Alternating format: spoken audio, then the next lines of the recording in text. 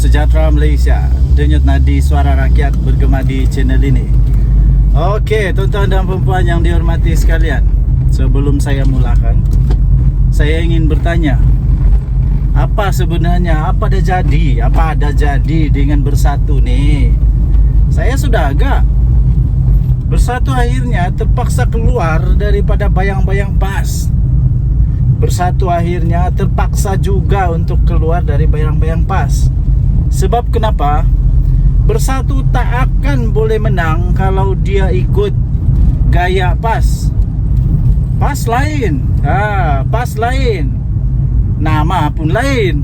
Memang parti PAS punya nama pun memang sudah menggambarkan perjuangan dia.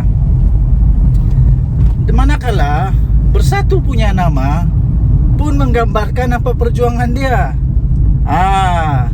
Jadi apapun terpaksa, macam mana pun, seperti yang sudah saya agalah, bersatu mau tidak mau terpaksalah keluar daripada bayang-bayang PAS. Terbaru ini seorang, saya sisipkan dia punya keratan akhbar di sini, seorang penganalisis politik daripada UM, membuat satu ulasan yang saya cukup setuju,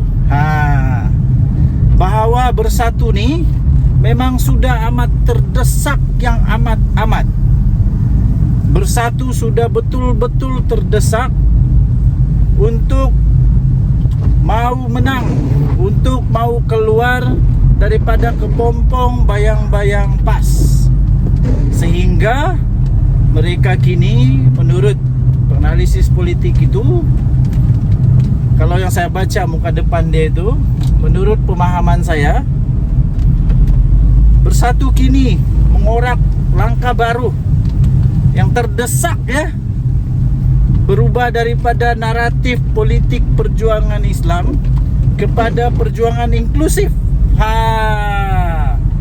Ini adalah satu indikasi terbaru bahawa memang Perikatan Nasional yang diterajui oleh dua parti ini, PAS dan Bersatu ini, dalam masalah besar. Memang tidak sehaluan sudahlah dorang punya perjalanan sekarang ini kalau begini. Yang satu memperjuangkan 100% Melayu Islam. Yang satu sekarang terpaksalah keluar daripada kepompong bayang-bayang PAS. Dan sekarang perjuangan retorik secara inklusif. Memang sangat-sangat teruk ini kalau begini. Ini akan memberikan satu kebingungan kepada penyokong PAS. Memanglah mungkin retorik politik inklusif ini akan membuka satu peluang baru bagi Bersatu untuk meraih sokongan daripada orang-orang bukan Melayu Islam.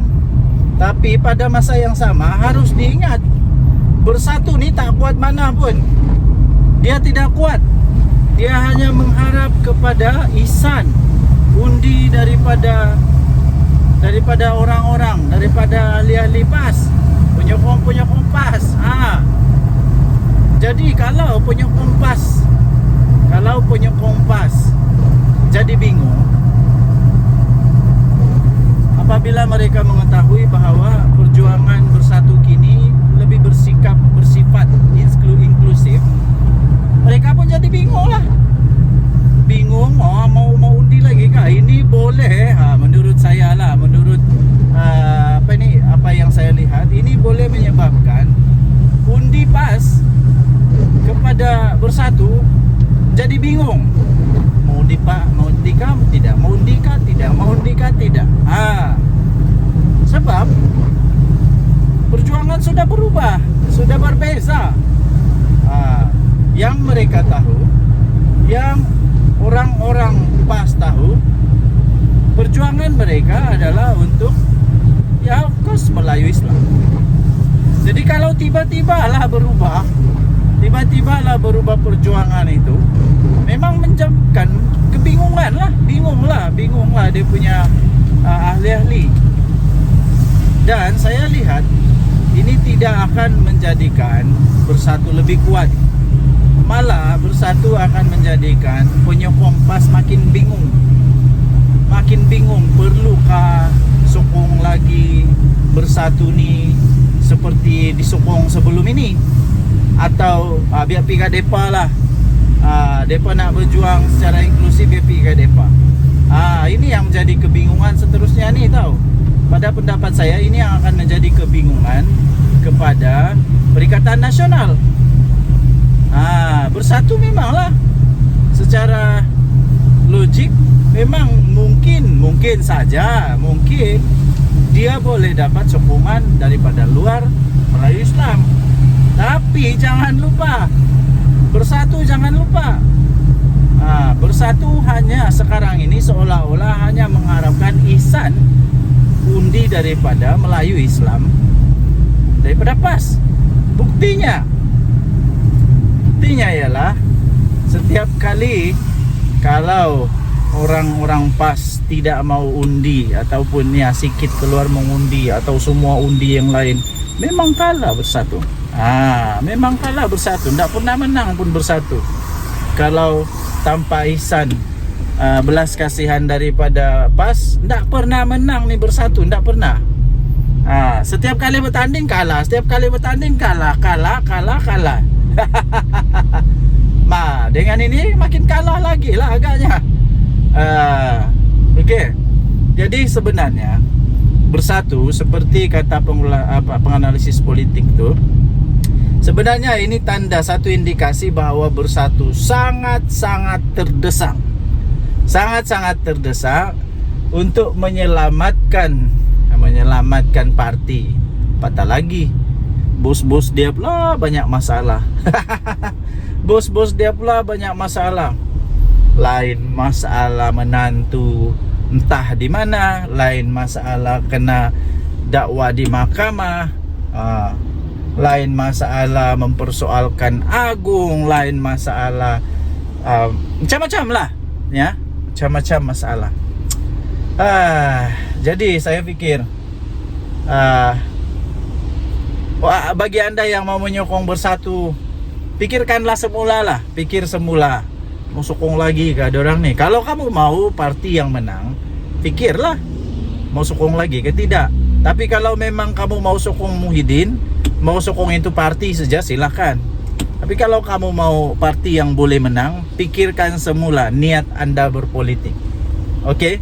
So mau masuk parti mana, suka hati hampa lah. Hampa nak mau masuk PAS kah, mau masuk bersatu lagi lah kah, bersatu 2.0 kah, UMNO 2.8 kah, terpulang kepada anda. Terpulang kepada niat anda berpolitik. Kalau niat anda berpolitik mau menang, carilah parti yang boleh menang. Tapi kalau perjuangan anda hanya untuk memperjuangkan tengkok bos-bos politik, dipersilakan. Okey, so Denyut Nadi, suara rakyat bergema di channel ini. Jangan lupa tekan butang subscribe, like dan share. Kasih komen banyak-banyak. Denyut Nadi, suara rakyat. Kita jumpa lagi, bye-bye. Salam sejahtera Malaysia. Denyut Nadi, suara rakyat bergema di channel ini, ya. Tuan-tuan dan puan yang dihormati sekalian. Akhirnya Ketua Duli yang Maha Mulia, Pemangku Sultan Johor TMJ Tengku Maktut Kota Johor akhirnya membuka titah bersuara yang pasti mengejutkan ramai orang. Persoalan utama saya ialah siapakah yang bakal terasa pedihnya, sakitnya baru padan muka. Saya sentiasa setuju dengan apa yang dikatakan oleh TMJ. Baginda TMJ akhirnya mengeluarkan titah.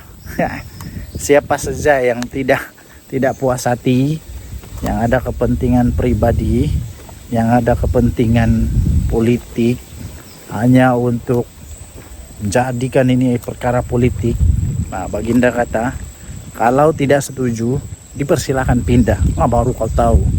Baru kau tahu. Ya, betul. Kalau memang itu sudah ketetapan yang sudah diperakui oleh semua badan-badan agama dan diperakui oleh seluruh penguasa-penguasa di Johor. Kenapa engkau tidak setuju? Betul, saya setuju. Kalau tidak setuju, banyak lagi negeri lain yang Anda boleh pindah. Ataupun kalau betul-betul tidak setuju juga, keluarlah daripada Malaysia, senang. Keluar sajalah, pindah, berhijrahlah ke negara yang dimana kamu boleh buat suka hati kamu saja, yang tidak payah hormat sultan, tidak payah hormat keputusan negeri, yang suka sangat mau buat ini untuk kepentingan pribadi, kepentingan politik. Pindahlah kemana yang kamu mau. Tapi kalau masih lagi mau tinggal terutamanya di negeri Johor, hormatilah titah TMJ, hormatilah kedaulatan raja-raja di Malaysia. Itu memang sudah termasuk dalam perlembagaan, tuan-tuan dan puan. Jadi siapa yang terasa? Adakah parti-parti yang terasa dengan perkara ini? Perubahan yang dibuat, bila saya baca apa yang telah dilaporkan, perubahan yang dibuat itu untuk kebaikan rakyat, pertumbuhan ekonomi, bukan untuk kebaikan seorang-seorang, bukan untuk kebaikan parti politik, bukan untuk kebaikan siapa-siapalah, tapi ini untuk kebaikan seluruh negeri Johor. Jadi kalau memang engkau suka melihat pembangunan, suka melihat dibangunlah, perlulah setuju, menghormati. Dan sekali lagi, betul kata TMJ, kalau tidak setuju, dipersilakan keluar, pindahlah ke tempat yang kamu suka. Pindahlah ke tempat-tempat yang memang sesuai untuk kamu lah. Di Malaysia bukan susah pun untuk pindah dari negeri ke negeri, senang saja. Jadi kalau tidak ngam di satu tempat tu, pergilah tempat yang lain, senang. Sekali lagi, tahniah diucapkan kepada Tuli Yang Maha Mulia Pemangku Sultan Johor. Kita jumpa lagi, daulat tuanku. Salam sejahtera Malaysia. Denyut nadi suara rakyat bergema di channel ini. Ya, tuan-tuan dan puan yang dihormati sekalian, baru sebentar tadi saya terima berita tentang senarai 500 orang paling berpengaruh, pemimpin Islam paling berpengaruh di dunia. Tahu tidak tahu, Datuk Seri Anwar Ibrahim, Perdana Menteri kita, nombor 15 tahu. Nombor 15 di seluruh dunia. Bayangkan, daripada 500 orang paling berpengaruh di dunia, pemimpin Islam, Datuk Seri Anwar Ibrahim, Perdana Menteri kita, tersenarai dalam nombor 15. Nombor 15. Hoi, soalan saya senang saja. Muhyiddin adakah dalam senarai ini? Dulu, atau sekarang lah. Dulu waktu dia jadi Perdana Menteri, adakah dia? Hadi Awang mana? Mana senarai Hadi Awang? Aku ingat dulu Hadi Awang pernah jadi wakil duta khas. Duta khas bertaraf menteri ke Timur Tengah. Tapi waktu itu nombor berapa Hadi Awang? Yang hairan, paling saya hairan. Anda boleh komen lah, Anda hairan. Kalau Anda hairan pun Anda komen lah. Anda boleh komen apa pun Anda punya komen, tapi yang positif lah ya. Yang saya heran, kenapa dunia mengiktiraf Datuk Seri Anwar Ibrahim pemimpin paling berpengaruh. Pemimpin paling berpengaruh ini maksudnya bagus lah. Bagus. Beliau membawa impak yang besar kepada dunia Islam. Membawa impak kepada dunia negara-negara Islam ataupun bukan Islam pun sama juga. Memberi impak, fikiran, tanggungjawab, peranan. Lepas itu cara bertindak. Semuanya dinilai. Tapi yang hairan, kenapa di dunia mengiktiraf, seluruh dunia iktiraf tahu. Buku ini bukan buku calang-calang, senarai ini bukan senarai calang-calang. Senarai ini menyenaraikan betul-betul mengikut, mengambil penilaian secara mendalam. Dan yang masuk dalam senarai-senarai ini bukan calang-calang. Para ulama, para guru, pemikir-pemikir Islam, pemimpin-pemimpin, orang-orang biasa pun ada juga, tapi yang membawa impak besar kepada dunia Islam. Kenapa Hadi Awang pas Perikatan Nasional Bersatu kata juga pada Perdana Menteri ya itu ini, sedangkan seluruh dunia sudah iktiraf Datuk Seri Anwar Ibrahim nomor 15 terbaik, nomor 15 terbaik di seluruh dunia. Ini bukan di Kelantan, bukan di negeri Kedah kah, Pahang pula, di negeri Kedah kah, Perlis kah, Terengganu kah, bukan juga di Semenanjung, bukan di Asia, bukan. Ini seluruh dunia, pakcik, abang-abang, angkel-angkel, datu-datu. Dia dapat nomor 15 seluruh dunia. Kenapa PAS tidak mau iktiraf dia? Adakah PAS punya pengiktirafan itu lebih tinggi daripada pengiktirafan daripada badan-badan Islam yang lain di dunia ini? Itulah persoalan dia.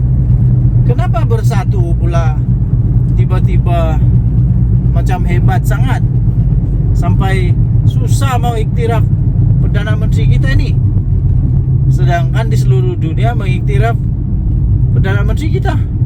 Itulah persoalan dia. Bila terlalu politik,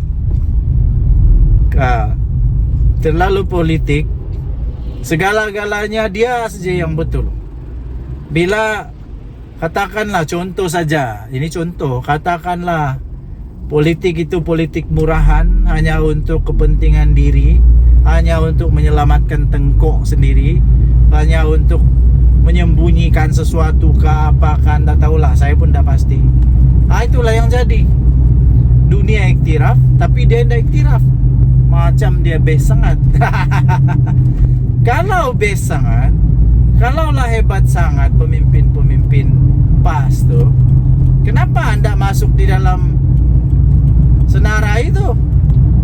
Kenapa Hadi Awang dah masuk sana pun? Tuan Ibrahim Tuan Man pun dah masuk, dah masuk. Orang-orang yang bukan main lagi mengutuk, bukan main lagi menghentam, bukan main lagi perasaan hebat, perasaan bagus, hendak pula termasuk di dalam senarai 500 ni. Hendak pala, hendak jadi nombor 15 pun, nombor 200 pun okey lah. Tapi ada kan nama dia orang? Ada kan nama Hadi Awang di situ? Ada kan nama Muhyiddin di situ? Jauh sekali lah nama Mahathir. Mahathir langsung dah ada dalam nama itu yang baru dikeluarkan ini. Ada kah tiada? Kalau tiada, lebih baik muhasabah diri lah. Lebih baik muhasabah diri. Tengoklah di cermin. Berhentilah duk menghentam, duk mengata seolah-olah diri itu bagus sangat. Sedangkan tidak ada pun pengiktirafan. Dunia mengiktiraf Datuk Seri Anwar Ibrahim tau. Jangan silap. Datuk Seri Anwar Ibrahim tidak pun mau diiktiraf. Jangan pula lepas dikata dia mau diiktiraf. Tidak. Dia tidak pun mau diiktiraf juga. Tapi tanggungjawab tu, peranan tu, bila ada kuasa, di sanalah kita tengok manusia ni manusia jenis apa. Masihkah dia berpegang kepada prinsip yang betul? Atau waktu sebelum berkuasa bukan main hebat lagi, kata itu, kata ini, kita ubah ini, kita akan ini semua. Bila sudah dalam kerajaan berkuasa, ada kuasa besar, tiba-tiba jadi tikus. Apa yang kamu lakukan? Datuk Seri Anwar Ibrahim, antara yang saya baca di dalam laporan itu, antara sebab dia dipilih sebagai salah seorang yang berpengaruh kerana dia berani untuk menyuarakan tentang kemanusiaan yang sedang berlaku sekarang di Timur Tengah ni. peperangan ke apakah, dia berani. Soalan saya, waktu Muhyiddin jadi Perdana Menteri, apa suara dia? Hadiah uang waktu jadi duta khas bertaraf menteri di Timur Tengah, apa yang dia buat? Apa yang dia buat?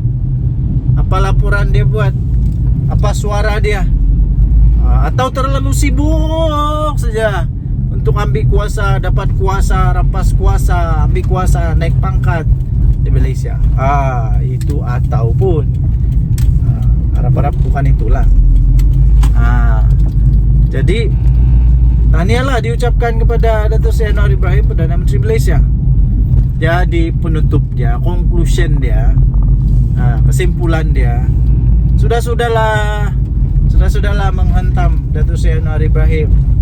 Dia itu jauh lebih baik daripada kamu, jauh lebih baik daripada Walaun kah, Walauntit kah. 15 tahun seluruh dunia. Tinggalkan komen anda. Jangan lupa tinggalkan komen anda. Denyut nadi suara rakyat bergema di channel ini. Jangan lupa tekan butang subscribe, like dan share. Malaysia kita punya, cintai Malaysia aku. Kita jaga kita. Bye bye. Salam sejahtera Malaysia. Denyut nadi suara rakyat bergema di channel ini.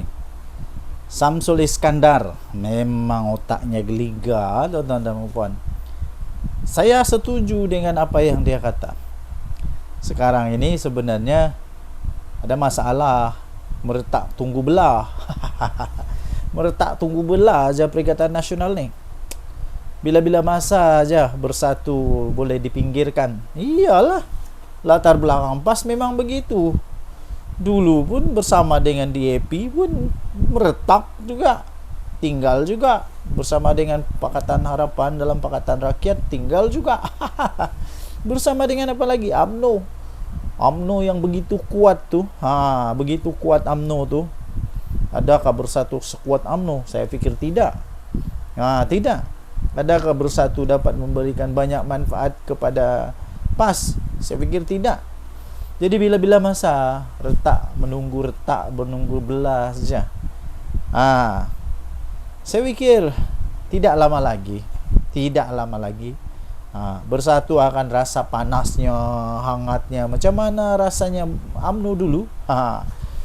Sampai sekarang pula tiba-tiba Samsuri, kalau tidak silap, dia memberikan satu kenyataan. Ini saya sisipkan juga. Dia kata tidak ada yang serius di antara PAS dan Bersatu. Apa maksudnya itu? Itu satu pengakuan ya sebenarnya. Memang ada something happen di antara Bersatu dan PAS. Tapi ialah tidaklah serius. Tapi adalah. Semua bermula dari itu. Kalau kita lihat masalah rumah tangga pun, dia bukan terus serius tau. Dia bukan terus serius. Dia pelan-pelan jadi serius. Ini pengakuan yang tak sengaja atau tidak sengaja, atau sedar atau tidak sedar, daripada Samsuri, yang menyatakan secara tidak langsung memang ada something happen di antara Bersatu dan juga PAS. Walaupun tidak serius, tapi itu bermula nanti tu. Bermula nanti. Lepas tu apa lagi? Ada satu lagi kenyataan katanya PAS lebih pandai jaga hati Bersatu. Iyalah, teruskanlah jaga menjaga ya. PAS jaga hati Bersatu. Minta maaf, saya minta maaf, bukan. PAS lebih pandai jaga hati UMNO. Perikatan Nasional lebih pandai jaga hati UMNO. Bersatu lebih pandai jaga hati UMNO. Perikatan Nasional lebih pandai jaga hati UMNO katanya daripada Pakatan Harapan. Iya kah? Iya kah? Tak apalah, beginilah. Kalau kamu mau sangat UMNO, ambil je lah. Dah kisah. Okay. Ini maksudnya sebenarnya ada cubaan mungkin, cuba sungguh-sungguh untuk pujuklah UMNO supaya tinggalkan kerajaan. Dipersilakan. Dipersilakan. Kalau UMNO keluar kerajaan, ndak tumbang tahu kerajaan, ndak. Ini lagi satu pengakuan daripada Premier Sarawak, Abang Jo, dia kata apa? Dia senang bekerja dengan PM Anwar Tidak ada harapan lah lagi, lebih lah tiada harapan. Sabah dengan Sarawak saya pikir tidak berapa ngam lah, tidak berapa ngam sama PAS. Jadi secara tidak langsung tidak berapa ngam sama Perikatan Nasional lah. Jadi ya dipersilakan lah. Tapi poin dia ialah memang ada something happen. Walaupun tidak serius, tidak besar, tidak serius lah di antara Bersatu dengan PAS. Tapi memang secara tidak sengaja disebut, memang ada lah tuh kalau begitu. Memang ada lah. Jadi saya boleh katalah kita tunggu saja. Tidak lama lagi Bersatu akan jadi orang-orang pinggiran. Orang-orang pinggiran yang tidak lagi berharga, dan sudah harga dengan PAS. Akhirnya nanti PAS akan mau kembali pula dengan UMNO. Lepas tu UMNO pakailah otak ya. UMNO pakailah otak. Takkan mau membiarkan 2 kali kena main-main pula oleh PAS. Jadi kita tunggulah perpecahan yang bakal berlaku. Harap-harap tidak berpecah lah. Bagus juga ada pembangkang yang kuat. Daripada yang ada pembangkang lagi susah. Tinggalkan komen anda. Bye bye. Salam sejahtera Malaysia. Denyut nadi suara rakyat bergema di channel ini. Saya tertarik dengan benda yang sangat-sangat viral sekarang ini, yang diperkatakan di seluruh Malaysia sekarang ini, yaitu berkenaan dengan kekalahan Muhyiddin Yassin di mahkamah. Kekalahan dia yang amat-amat mengejutkan. Kenapa mengejutkan? Bukan kerana kekalahan dia ya. Saya memang sudah tahu benda ni kalau dibuat di mahkamah pastinya kalah. Tapi yang saya hairan ialah permohonan yang agak pelik bagi saya lah. Sebab benda ni memang sudah pun dalam undang-undang kita bahawa tidak boleh bagi orang yang sedang menghadapi pertuduhan di mahkamah. Apa tidaknya tiba-tiba Muhyiddin Yassin memohon pasport dia untuk keluar negara. Untuk tujuan apa? Tuan-tuan dan puan-puan, ni saya sisipkan di tepi ni. Untuk tujuannya nak pergi celebrate, mau celebrate ulang tahun perkahwinan. Sedap saja. Sedap saja. Orang lain tak boleh, tiba-tiba dia pula boleh. Pertama. Kedua, bukankah kita sedang mahu mempromosikan tempat sendiri, negara Malaysia? Kenapa mau pergi Uzbekistan pula? Ada apa di sana? Kenapa mau pergi sana? Kenapa di Malaysia tidak bolehkah celebrate ulang tahun lagi? Kemudiannya, Muhyiddin ni siapa untuk ada keistimewaan macam tu? Najib dulu waktu Rosmah Mansur dan dia mau pergi lawat anak yang beranak di Singapura, itu dekat tau Singapura, dekat saja. Bukan main bising lagi yang lain tu. Bukan main bising lagi, ramailah yang bising. Tak kiralah daripada PHK, daripada BN, ada BN pula, daripada PHK, daripada BN kah, semua bising. Semua bising persoalkan kenapa ini. Sekarang kenapa pula Muhyiddin boleh? Saya fikir ini benda alasan yang paling pelik. Kenapa Muhyiddin mau pergi Uzbekistan? Satu memanglah kena tolak biji-biji, bulat-bulat, mentah-mentah. Kenapa? Menantu dia pun masih belum dapat balik Malaysia. Mestilah ada keraguan. Betulkah dia mau celebrate saja? Sebab kalau mau celebrate saja, celebrate di Malaysia. Perlu apa mau celebrate di Uzbekistan? Uzbekistan ada apa? Best sangat ke sana.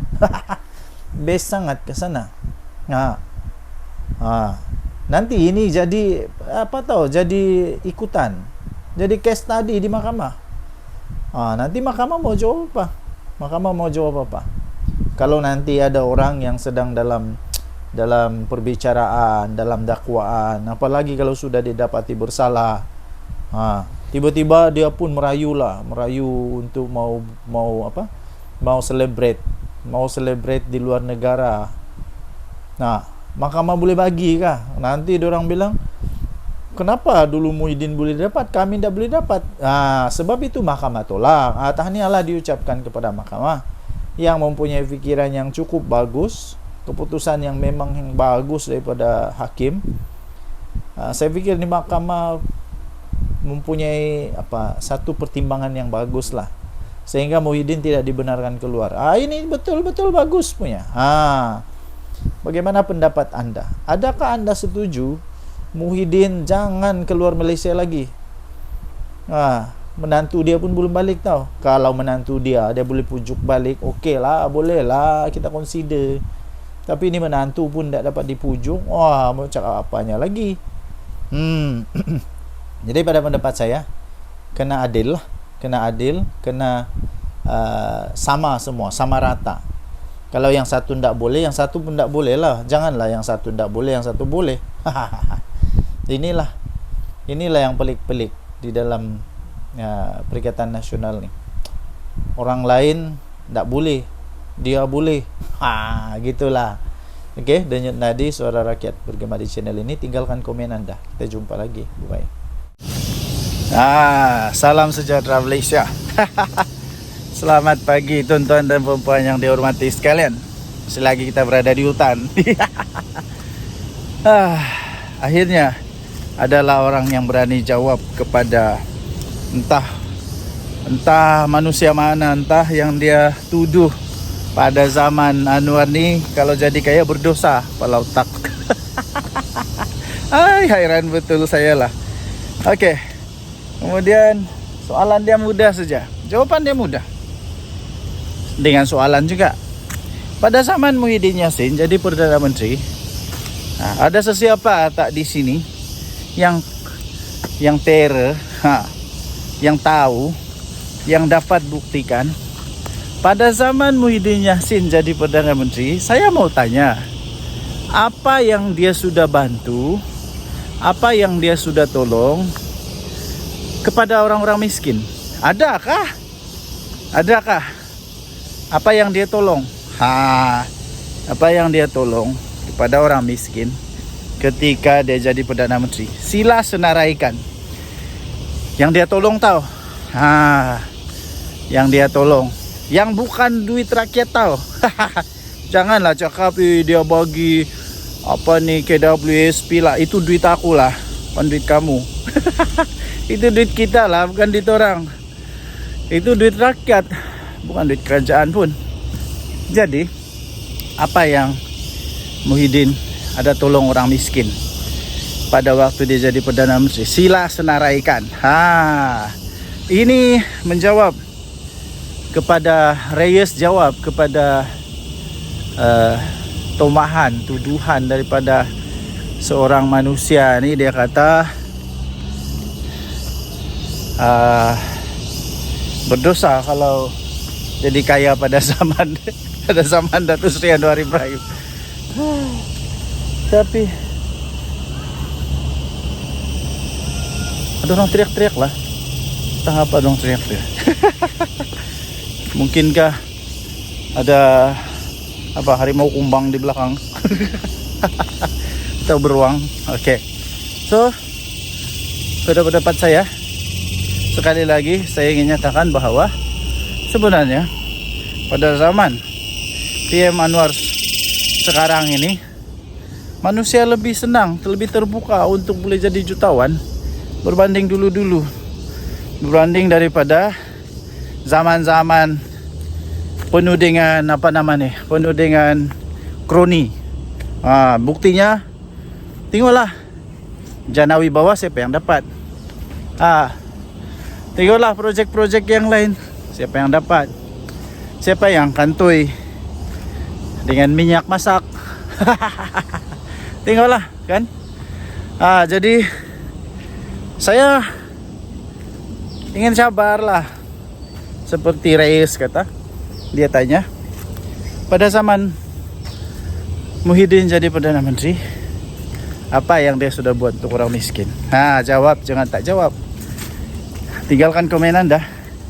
Kita jumpa lagi, bye-bye. Oke, salam sejahtera Malaysia. Denyut nadi suara rakyat bergema di channel ini. Oke, pagi ini saya jalan di hutan. Kamu boleh dengar bunyi cengkerik yang bising tuh. Memang tempatnya hutan. So saya sengaja pagi ini mengambil ketenangan sedikit. Sambil kita buat satu ulasan tentang apa yang dikatakan oleh seorang ni lah. Dia kata pada zaman PM Anwar ni dosa kalau jadi kaya. Apa benda yang kau cakap ni pakcik? Pertama sekali saya mau tanya, kau tu maha kaya kah? Yang menjadi kehairanan saya sekarang, sebelum saya ulas, yang menjadi kehairanan saya sekarang nih ya, tuan-tuan dan puan yang dihormati sekalian, adalah orang-orang yang maha kaya tak bising pun. Orang-orang yang maha kaya, orang-orang yang betul-betul kaya ni tak pun bising.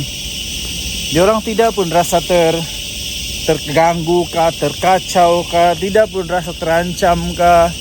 Diorang okey saja dengan apa yang telah dirancang oleh polisi kerajaan. Mereka tak bising pun, okey saja. Yang hairan ni orang-orang yang trip-trip kaya. Orang-orang yang trip-trip kaya, yang dah kaya mana pun, yang hanya pandai main politik, dia pusing putar-putar sana putar sini. Aku rasa orang kaya yang betul kan, dia hanya ketawa-ketawa saja. Sebab kenapa?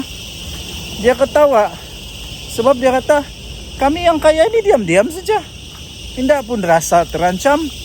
Kami yang maha kaya ni, yang jutawan bilion ini, kami diam-diam saja pun. Kami diam-diam saja dan kami terima. Kami tak ada masalah. Kami terus boleh jadi kaya. Tapi orang-orang yang trip-trip kaya ini pula, alamak, ada orang pula yang perasaan kaya, perasaan terjejas. Apakah bendanya? Saya hairan betul lah. Lepas itu cuba apa sebenarnya tujuan, saya pun tidak tahu lah. Apa sebenarnya tujuan dia mau cakap begitu, saya pun tidak pasti. Tapi saya sisipkan di sini. Saya sisipkan di sini nih. Inilah Keratan Akbar yang saya ingin ulas itu. Apa yang mau sebenarnya yang mau dibela nih adalah orang kaya ke orang miskin. Saya pun heran lah. Orang-orang dalam Perikatan Nasional nih, ataupun bukan dari Perikatan Nasional pun lah, mana-mana aja lah, yang coba membela orang miskin. Macam mana sebenarnya kamu punya polisi nih? Kamu mau jadikan orang yang miskin lebih miskin, atau mau jadikan orang kaya tetap kaya, tapi orang miskin ada peluang untuk menjadi kaya? Mana satu sebenarnya yang kamu mau nih? Sampai ada pula yang tuduh PM Anwar nih. Dia kata pada zaman PM Anwar nih, semua orang yang mau jadi kaya dosa. Apa dosa kepala otak ya dosa? Saya rasa pada zaman sekarang nih, orang lebih senang mau jadi kaya lah zaman Anwar. Zaman Perdana Menteri PM Anwar, PM10 sekarang nih, saya rasa orang lebih senang untuk jadi kaya tau. Lebih mudah. Sebab tidak ada lagi monopoli.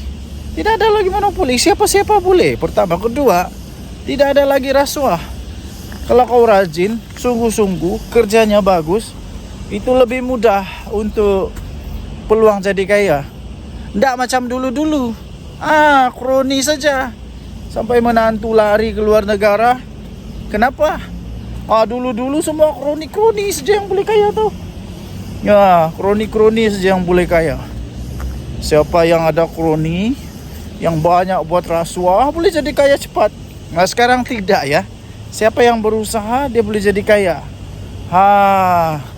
Jadi tuan-tuan dan puan yang dihormati sekalian, saya tidak setuju langsung apa yang disebut oleh manusia nih. Sebab pada pendapat saya, sekarang ini orang lebih senang untuk menjadi kaya pada zaman PM Anwar. Dan tidak pernah pun Datuk Seri Anwar Ibrahim menghalang orang jadi kaya. Tidak pernah. Cuma saja PM Anwar mau ada keadilan sosial, mau ada betul-betul yang nama dia adil, yang betul-betul sumber itu digunakan sebaik mungkin. Itu dia, bukannya diberikan kepada orang yang tidak patut. Apakah bendanya orang maha kaya nih tiba-tiba mampu juga, dia pun sama dapat seperti orang miskin. Begitulah. Apapun, pikirlah pakai otak, janganlah pikir pakai lutut pula. Apa pendapat Anda? Tinggalkan komen. Bye. Oke, salam sejahtera Malaysia. Denyut nadi suara rakyat bergema di channel ini. Nampaknya aku makin kurus. Oke, sebelum saya teruskan, saya ingin sisipkan satu video di sebelah ini. Ini video Abah kau Muhyiddin Yassin. Oke, mari kita tengok dulu apa videonya. Saya sisipkan. Tuduhan pada saya ialah saya salah guna kuasa. Tuduhan pada saya terima rasuah. Mana saya terima? Wallahi 1 sen pun tak masuk poket saya. Dia masuk pada parti. Dia masuk pada parti. Dia masuk pada parti. Oke, so apa pendapat? Hebat atau tidak? Ini entah siapa yang buat dia punya skrip sampai apa kau tercakap lah pula benda yang boleh menyebabkan dia masuk penjara nih. Bukan saja dia boleh masuk penjara, benda ni mungkin silap-silap boleh menyebabkan parti dia dalam masalah besar tau. Dalam masalah besar, silap-silap kena haram tu tau. Silap-silap boleh kena haram. Apa tidaknya dia kata yang masuk dalam bersatu. Masuk dalam bersatu. Iyalah, memanglah tidak masuk di dalam poket kau, tapi duit itu masuk di mana? Siapa presidennya? Waktu itu siapa Perdana Menteri? Ini boleh menyebabkan konflik of interest. Ini boleh menyebabkan konflik of interest. Jadi kenapa dimasukkan pula ke dalam parti punya akaun? Dan kenapa perlu ada benda tu masuk dalam akaun parti? Kalau macam tu, lemah lah, semua orang pun mau jadi presiden lah kalau gitu. Susah lah. So apa pendapat anda? Sila tinggalkan komen. Dengan tadi suara rakyat bergema di channel ini. Bye. Tuduhan pada saya ialah saya salah guna kuasa. Tuduhan pada saya terima rasuah. Mana saya terima?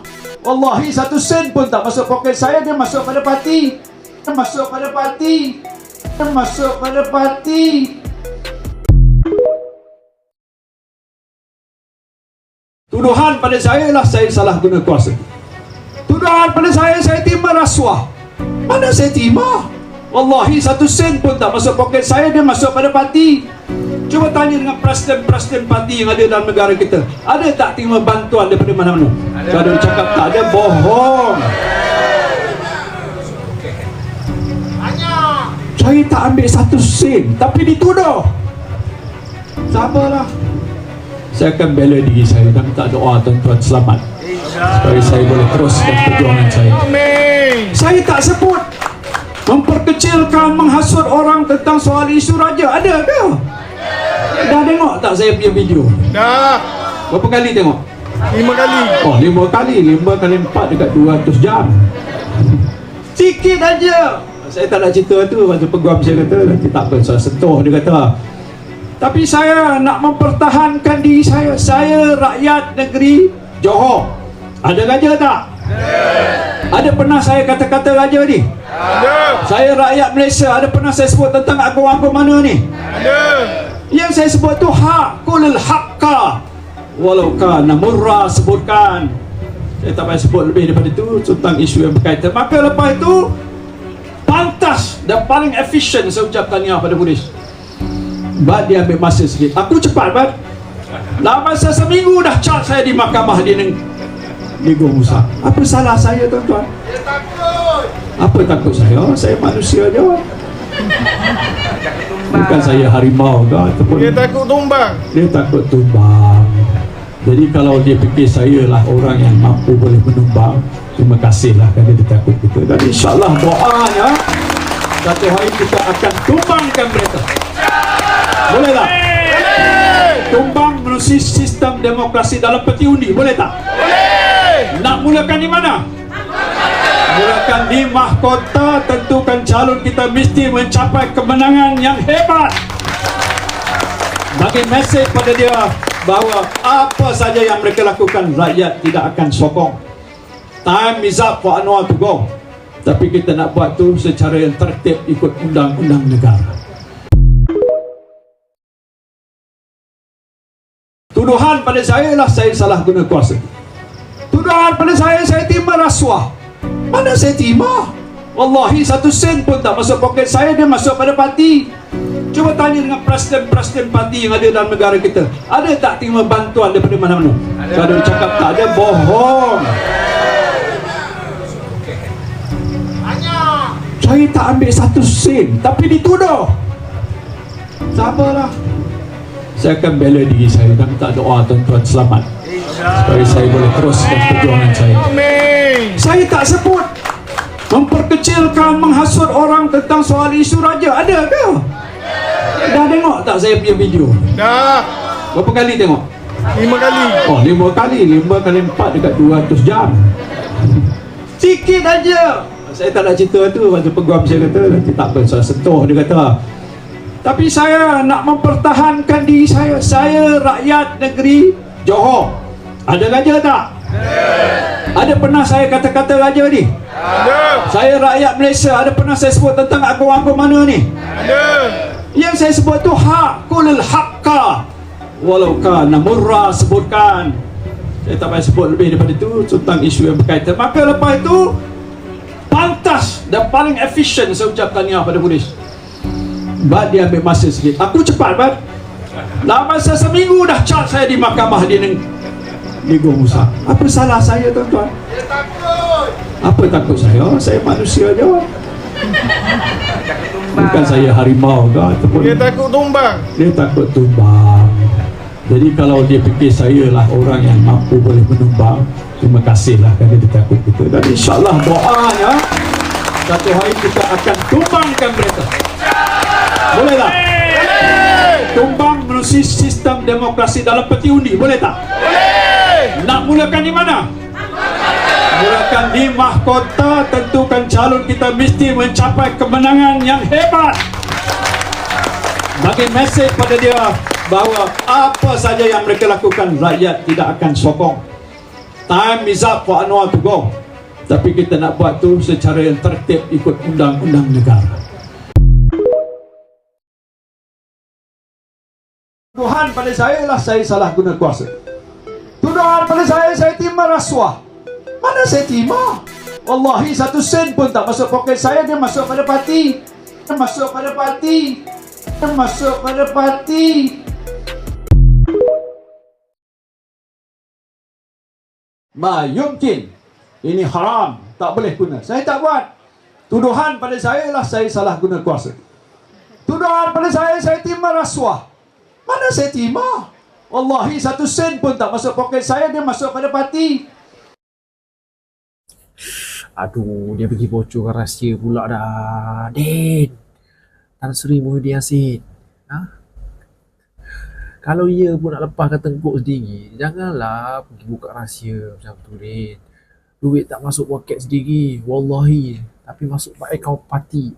Din, siapa yang susun skrip untuk Muhyiddin Yassin ni? Siapa yang susun skrip untuk ucapan Muhyiddin Yassin ni? Ha? Ni daripada orang bersatu dia. Siapa yang susun skrip untuk Muhyiddin ni? Inilah dia padah dia. Bila terbiasa sangat bercakap pakai skrip, pakai PDF. Bila suruh ceramah, tak pakai skrip, mulalah meroyan, bercakap benda bukan-bukan. Habis bongkar benda-benda apa? Buka habis rahsia-rahsia besar. Allah, Din. Aduh, Din. Kenapa macam ni, Din? Ma yumkin. Ini haram, tak boleh guna. Saya tak buat. Tuduhan pada saya lah saya salah guna kuasa. Tuduhan pada saya terima rasuah. Mana saya terima? Wallahi 1 sen pun tak masuk poket saya, dia masuk pada parti. Aduh, dia pergi bocorkan rahsia pula dah. Din, Tan Sri Muhyiddin Yassin. Ha? Kalau ia pun nak lepaskan tengkuk sendiri, janganlah pergi buka rahsia macam tu, Din. duit tak masuk poket sendiri, wallahi, tapi masuk akaun parti. Din, siapa yang susun skrip untuk Muhyiddin Yassin ni? Siapa yang susun skrip untuk ucapan Muhyiddin Yassin ni? Ni daripada orang bersatu dia. Siapa yang susun skrip untuk Muhyiddin ni? Inilah dia padah dia. Bila terbiasa sangat bercakap pakai skrip, pakai PDF. Bila suruh ceramah, tak pakai skrip, mulalah meroyan, bercakap benda bukan-bukan. Habis bongkar benda-benda apa? Buka habis rahsia-rahsia besar. Allah, Din. Aduh, Din. Kenapa macam ni, Din? Tuduhan pada saya lah saya salah guna kuasa. Tuduhan pada saya terima rasuah. Mana saya terima? Wallahi 1 sen pun tak masuk poket saya, dia masuk pada parti. Dia masuk pada parti. Dia masuk pada parti. Ma yumkin. Ini haram, tak boleh guna. Saya tak buat. Tuduhan pada saya lah saya salah guna kuasa. Tuduhan pada saya terima rasuah. Mana saya terima? Wallahi 1 sen pun tak masuk poket saya, dia masuk pada parti. Aduh, dia pergi bocorkan rahsia pula dah. Din, Tan Sri Muhyiddin Yassin. Kalau ia pun nak lepaskan tengkuk sendiri, janganlah pergi buka rahsia macam tu, Din. Duit tak masuk poket sendiri, wallahi, tapi masuk akaun parti. Din, siapa yang susun skrip untuk Muhyiddin Yassin ni? Siapa yang susun skrip untuk ucapan Muhyiddin Yassin ni? Ni daripada orang bersatu dia. Siapa yang susun skrip untuk Muhyiddin ni? Inilah dia padah dia. Bila terbiasa sangat bercakap pakai skrip, pakai PDF. Bila suruh ceramah, tak pakai skrip, mulalah meroyan, bercakap benda bukan-bukan. Habis bongkar benda-benda apa? Buka habis rahsia-rahsia besar. Allah, Din. Aduh, Din. Kenapa macam ni, Din?